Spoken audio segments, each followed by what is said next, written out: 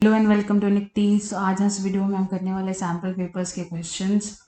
यहाँ पे दो सैम्पल पेपर के क्वेश्चंस है, दैट इज बेसिक का है 2022-23 का और स्टैंडर्ड का है 2022-23 सेशन का।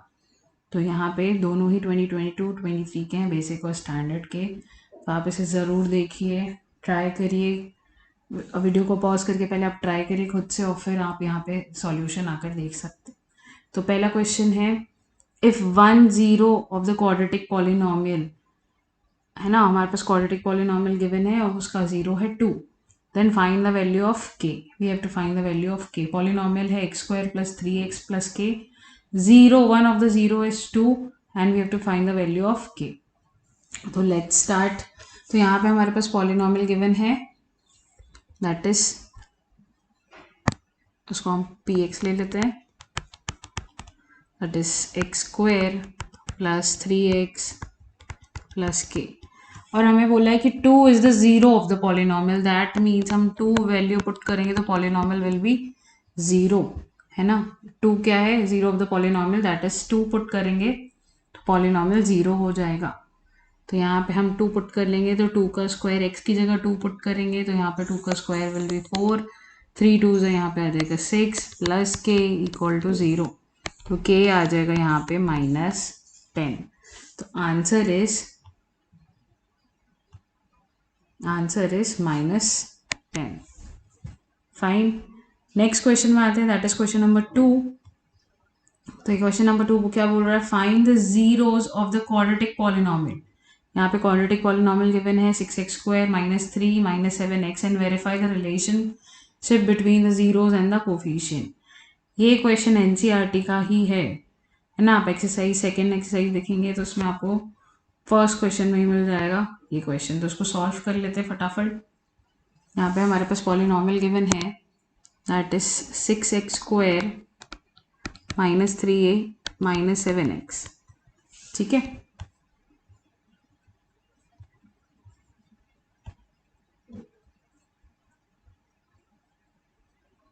ओके। तो यहाँ पे इसको हमको फाइंड आउट करना है जीरोस एंड देन हमको वेरीफाई करना है रिलेशनशिप। तो पहले जीरोस फाइंड आउट कर लेते हैं। तो जीरोस फाइंड आउट करने के लिए हमें क्या करना पड़ेगा, पॉलिनोमियल को पहले तो ये क्या ये जनरल पॉलिनोमियल के फॉर्म में है क्या, नहीं। यहाँ 7x लास्ट में नहीं आता, बीच में आता है ना। तो 6x² - 7x - 3 हम अरेंज कर लेंगे, देन इसको इक्वेट कर लेंगे 0 से, क्योंकि we have to find the zeros of the polynomial. तो पॉलिनोमियल 0 होना चाहिए, ऐसी x की वैल्यू जिसमें पॉलिनोमियल 0 हो जाए। फाइन। उसके बाद हम करेंगे splitting the middle term. Splitting middle term करने के लिए हमें क्या चाहिए रहेगा, हमें दो नंबर्स ऐसे चाहिए रहेंगे जिनका मल्टीप्लिकेशन यहाँ ये 6 और ये -3 का, that is coefficient of x², और कांस्टेंट टर्म का मल्टीप्लिकेशन होना चाहिए, दैट इज -18। और ऐड करने पे हमें मिडिल टर्म दैट इज -7 मिलना चाहिए। ओके तो ऐसे नंबर्स हमें ध्यान देना है, दैट इज उसका मल्टीप्लिकेशन -18 आए और ऐड करने पे 17 आए। तो 18 जो मल्टीप्लिकेशन वाला नंबर है उसको फैक्टराइज कर लो, तो 2 9 से 18 होता है, दैट इज 2 × 3 × 3। अब हम इसी में एक ग्रुप बनाएंगे, जैसे 2 9 से 18 है ना। और यहाँ पे और क्या मिलेगा हमको, एक तो ग्रुप हो गया 3 3 से 9 और 2 का, दैट इज 2 9, और एक क्या हो सकता है 6 और 3 का, 6 3 से 18।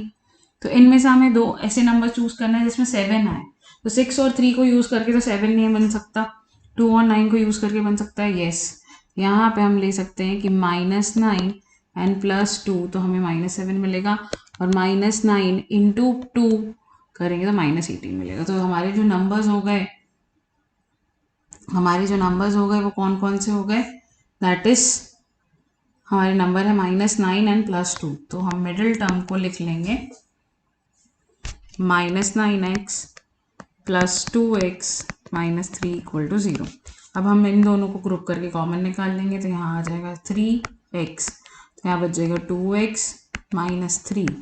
यहाँ पे भी कुछ कॉमन नहीं है, +1 कॉमन ले लेंगे, यहाँ पे अभी आ जाएगा 2x - 3 = 0। तो यहाँ बचेगा 3x + 1, क्योंकि ये दोनों भी कॉमन आएगा, तो यहाँ पे आ जाएगा 2x - 3। ओके, देन अब एक एक को 0 से इक्वेट कर देंगे, तो यहाँ पे x इक्वल टू -1/3 आएगा, और यहाँ पे 2x - 3 को इक्वेट करेंगे 0 से, तो x इक्वल टू 3/2 आ जाएगा। Then we have to find the verify the relationship. तो हम सबसे पहले रिलेशनशिप लिखेंगे वी नो दैट करके, वी नो दैट यहाँ पे आप स्टेटमेंट लिखेंगे और लिखेंगे alpha plus beta that is sum of zeros. तो यहाँ पे एक चीज़ और कर लेंगे इसके बाद, लेट इट बी अल्फा -1/3 को हम अल्फा ले लेते हैं और बीटा ले लेते हैं 3/2 को।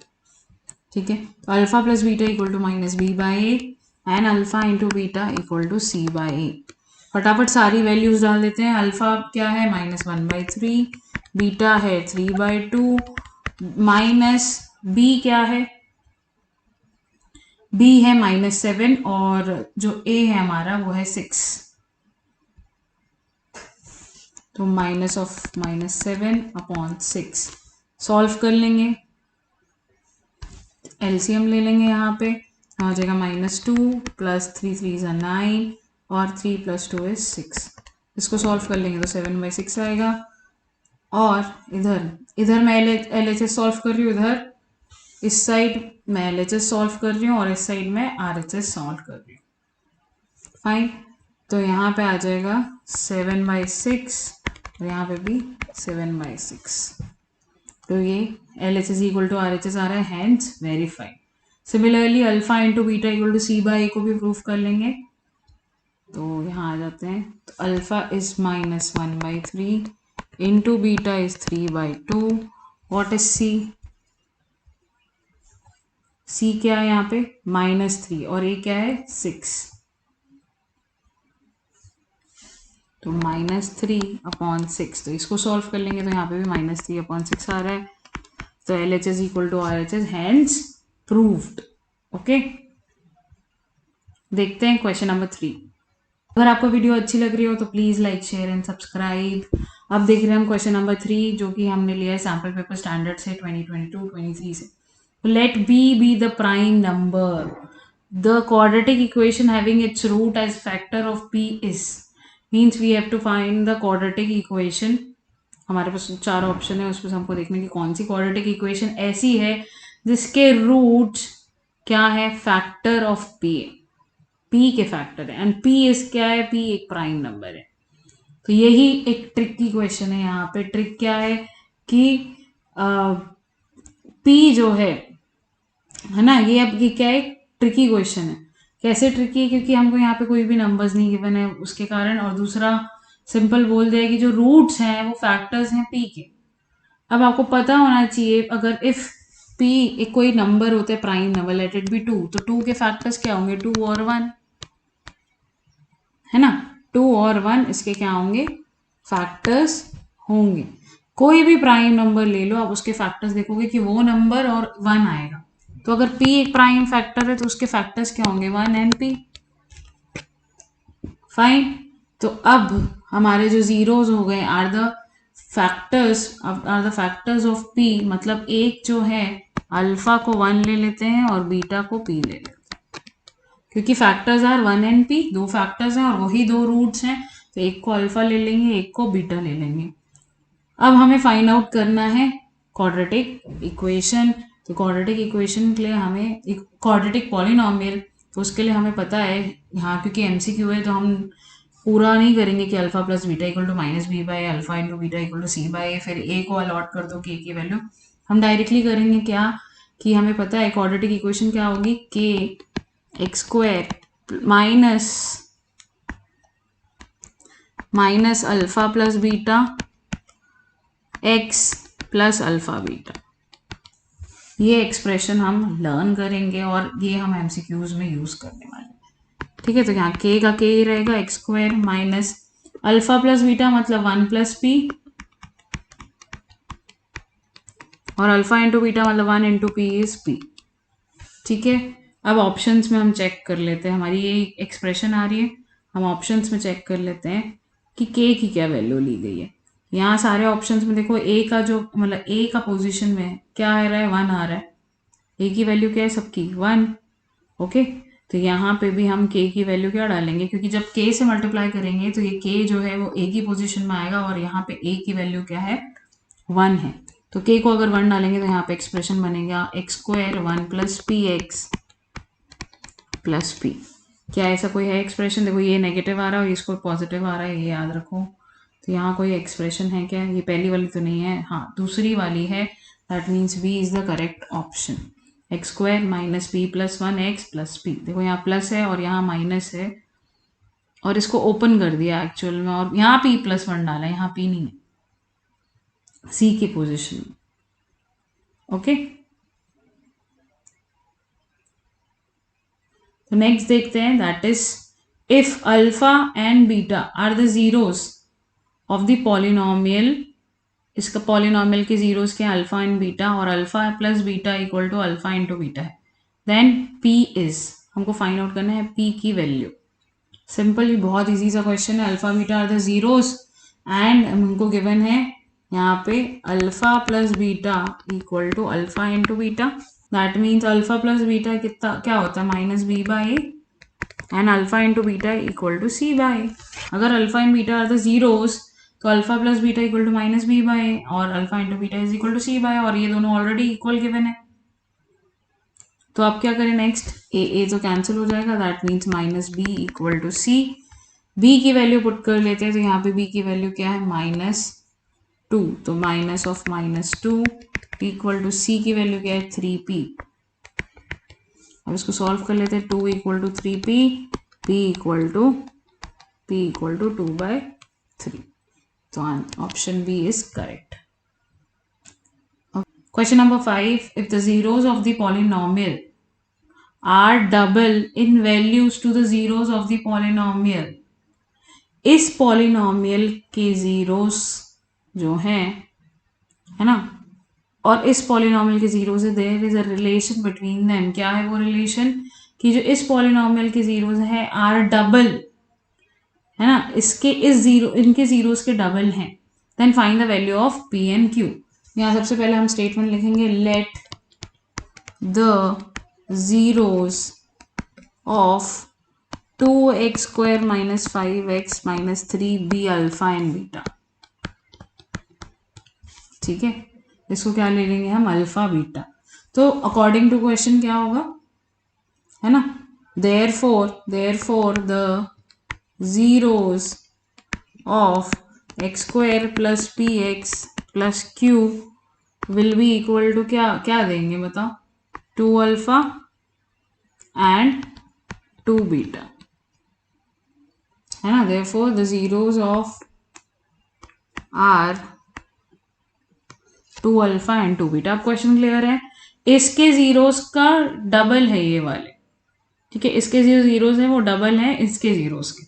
तो अगर मैं इसको अल्फा बीटा ले रही हूँ तो इसके जीरोस क्या हो जाएंगे, 2 अल्फा एंड 2 बीटा। अब now we have to find the values of p and q। So for that we will use the relationship between the zeros and the coefficient of polynomial. तो alpha beta इसके zeros हैं, है ना, तो अब क्या होगा, there will be relation, that means alpha + beta will be equal to -b/a।